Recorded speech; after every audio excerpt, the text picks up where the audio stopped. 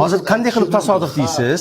Hattoki Rossiyaning propagandasi ham bir marta tan oldi. Rossiyaning raketasi tushdimi ularning kompleksiga yoki PVO natijasida? Ha, Rossiyaniki tushdi deyishingiz mumkin. Ha, Rossiyaniki tushdi, lekin deyapti. Buni PVO urib tushirganligi natijasida tushdi. U PVO boshqa joyga ketdi.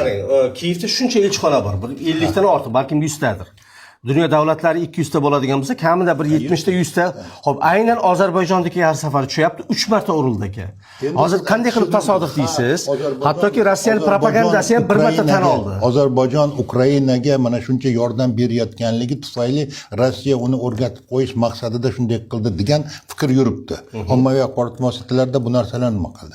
Lekin meni fikrim shundan iboratki, Rossiya xohlida, Rossiyani agressor deymiz, Rossiya ha bu urush agressiya bosqinchilik urushi.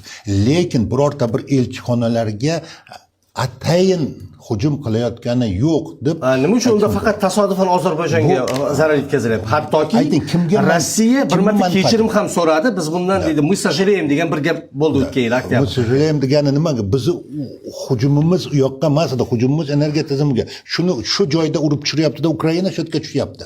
Bu Ukrainani tasodif deb o'ylaysizmi aka? 3 marta. Men o'ylaymanki, tasodif endi tasodifmi, tasodif emasligini harbiy nimalarni tekshiruv natijasi berish kerak edi.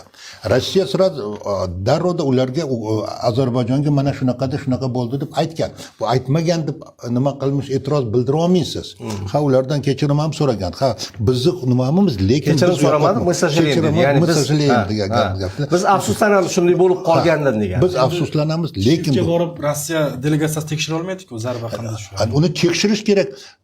Bu kimning manfaatida? Manfaatdor bundan kim? Bundan Ukraina manfaatdor. Manfaatdor Ukraina, mana Ozarbayjon senga Rossiya hujum qilyapti degan deyish uchun.